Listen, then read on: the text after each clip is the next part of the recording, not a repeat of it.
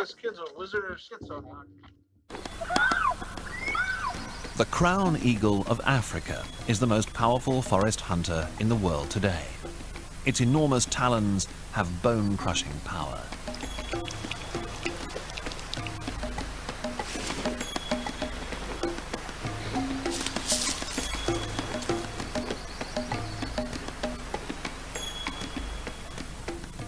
The golden eagle, the most widespread of the world's large eagles, is used for hunting. It's not unknown for them to attack and even kill their handlers. But the most fearsome eagle ever to swoop from the sky was bigger than both. Haast's eagle lived in New Zealand until about 500 years ago. To understand this huge bird, first we need to realize the size of its prey. The South Island of New Zealand looked very different back then. It was covered in thick forest and filled with extraordinary birds, including the eagle and the flightless plant eater, the moa. When Europeans arrived in the 1800s, that world of birds was gone, and all that was found of the gigantic moa was its bones. The largest moa could weigh in at over 250 kilograms and was the size of a small elephant. At the time when these giant birds filled the forests, there were no predators on the ground in New Zealand. And people hadn't yet arrived on the island. But there was still danger. The threat came from the sky.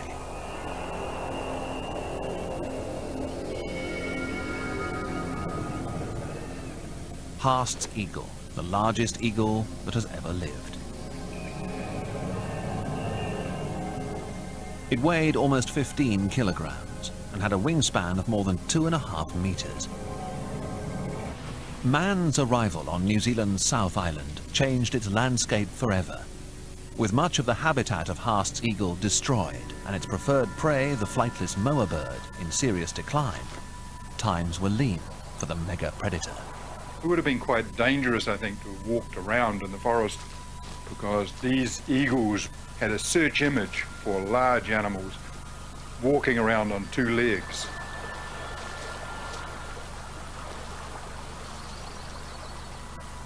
The 10-centimeter long talons that brought down an almost 300-kilogram moa could just as easily pierce the skin of this creature.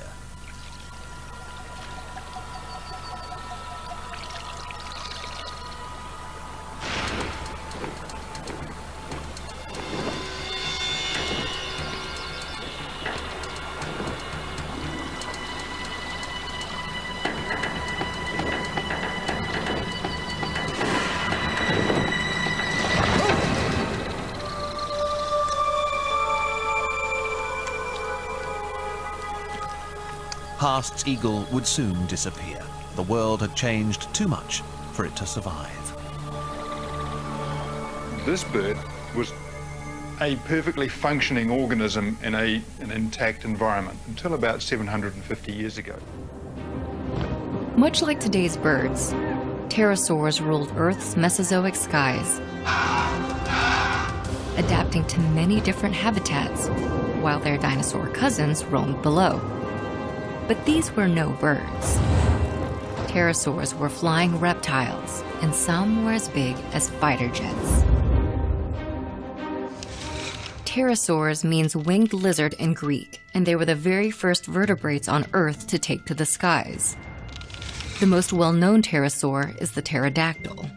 It was the first one discovered back in the 18th century, but since then, paleontologists have uncovered more than 200 different species, including pteranodons, which were quite large, and Quetzalcoatlus, one of the most massive pterosaurs of all. Named for the Aztec winged serpent god, Quetzalcoatlus had a wingspan of nearly 40 feet and likely soared through the skies hunting for baby dinosaurs below. All of us have, when walking in the park or down the sidewalk, come across a feather. And most of us stopped, knelt down and picked it up and examined it. Maybe even smiled a little bit and stuck it in our pocket, thinking that it was a gift of nature, feathers have always been special to us. Most of our earliest manuscript writing was done at the tip of a feather. It's no surprise that many cultures throughout the world have revered the bird as a sacred being, a communicator of information, a angel of sorts, considering that angels were celestial beings that had wings and were messengers from God. These beings were able to traverse the three-dimensional oceans that surround us. They were able to locomote through the air at great speeds. And since they were of the air, they were in a very unique position to communicate with God, who we believed existed in the skies above us, the Father that poured down his rain on the crops, the sky gods, the Titans. In fact, birds were so revered as messengers of the gods. They've been used as omens and predictors of cataclysm, or tricksters even, that had the ability to communicate with unseen forces, whether this was the crow or raven that predicted doom or had the ability to even talk or mimic human voices. There have been numerous positive connotations with birds too. The dove of Noah that brought back the olive branch, or even the blackbird of the Babylonian flood mythos that brought back a branch off of the olive tree as well, to not only solidify that the flood was starting to withdraw, but dry land was inevitable and within a bird's flight distance away. So they've been both positive and negative associations with supernatural forces. The Eastern traditions would even build carrion towers, some up to 60 feet tall, where they would take their dead and lay them at the top of the tower for the birds to come pick the flesh off of the bones. In this way, they believed they would be carrying their essence in the belly of the bird back to God himself, or itself. This is an ancient form of death ceremony. They didn't cremate, they didn't bury, they allowed nature to pick their bones clean. This was the most holy way to die, to return to nature. In fact, Zoroastrians were very keen on this burial, quote-unquote, practice. But let's just say that since humans have the ability to rear animals, domesticate dogs, horses, even take things like cave lions and turn them into kitty cats, let's assume that humans, since we were in obvious contact with these gigantic birds, these gigantic winged beings, these beings that we found to be majestic and nigh on holy. Let's say that we come across their nest. We found gigantic eggs there.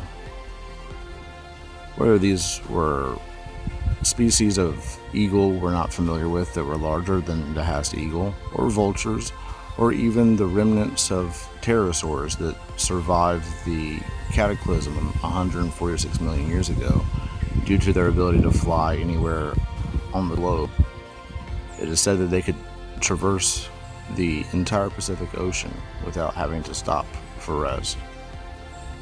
Instead of using boats to travel from one continent to another and spread information, as has been speculated by people like Graham Hancock, let's say that ancient South American civilizations like the Olmecs that we don't know hardly anything about, they didn't have the wheel, so claims archaeologists. So let's say that instead of using boats to travel from one continent to another across the oceans, they used gigantic winged beings, birds of some kind, or pterosaurs, winged lizards. It's possible, if humanity, our species and our civilization, is older than science currently tells us it is, it's also possible if science has yet to determine the true extinction date of these very adaptable winged dinosaurs, these pterosaurs. Some have speculated that the Loch Ness Monster is an actual dinosaur remnant, a leftover species that has somehow survived cataclysm. Who's to say that these gigantic winged lizards didn't survive the cataclysm in the depths of the mountainous jungles of South America? Humans are creative. If we at some point cohabitated the globe with gigantic winged beasts, we would try to domesticate them.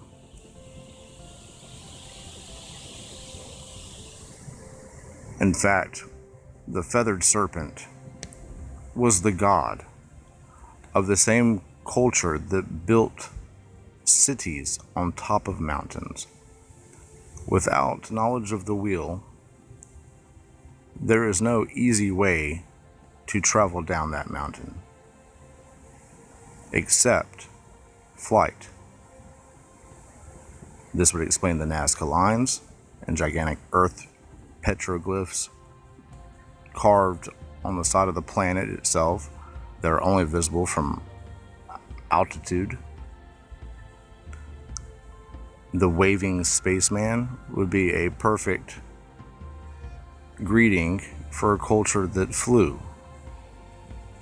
We know they had knowledge of aerodynamics. We found the South American jewelry that is positioned with a vertical tail instead of a horizontal bird's tail. We knew the power of flight. We found the ancient Egyptian carvings of wooden birds with vertical tails as well. This is something that has been proven through aerodynamics testings of these either toy figures in the case of Egypt, or these pieces of quote-unquote jewelry that are supposed to be birds or insects in South America. So we know that these ancient cultures had knowledge of aerodynamics, possibly gliders. Maybe they learned so much about flight because they had a tradition of riding on the backs of gigantic winged creatures. Maybe they got down off of Machu Picchu this way. Maybe that's why Quetzalcoatl is so revered. Maybe that's why we have a tradition of falconry or carrier pigeons conveying information. I could see it something like this. There wouldn't be very many of these beings. It would take a long time to rear them and for them to get up to size in order to carry a human. But then a regular sized human, a full adult, wouldn't be able to easily ride on the back of one of these beasts. So either there would be a tradition sort of like jockeys today that are smaller framed members of the tribe that would be able to actually ride on the backs of these beings, or they would pick their youth. They're young, the prepubescent boys I could imagine from 10 to 12-year-olds that would be trained, and this would be seen as a rite of passage. These would be the most adept boys, sons of leaders of the tribe, or nobility within the community of some kind, because it would be a very honored task to be a dragon rider, to be a sky warrior. Whenever they predicted Quetzalcoatl's return when the Spanish showed up, they said that in the mythos, Quetzalcoatl would come across the ocean with gigantic wings, and they said that this was the Spanish galleons and their sails. What if the reason they had the mythos in the first place was because people actually did come across the ocean with gigantic wings in flight? I'm not proposing they built airplanes. I'm just suggesting they climbed on the backs of animals that were in their environment. That is not in the slightest a stretch of the imagination. After all, we have chickens that we raise by the bazillions every year on planet Earth. We have a history of incubation of eggs. It's not only a possibility, it's a very good possibility. Our ancestors rode on the backs of gigantic winged beasts, that we flew through the sky with homemade saddles. It starts to make a lot of sense why some of the most ancient archaeological remains are at the tops of mountains, or why mountains are seen as so holy. These beasts would have their nests at the tops of these mountains, or on peaks, or on the sides of cliffs, as eagles and falcons and hawks do today. You always want to have a high vantage point to examine your territory and to be able to swoop down on your prey.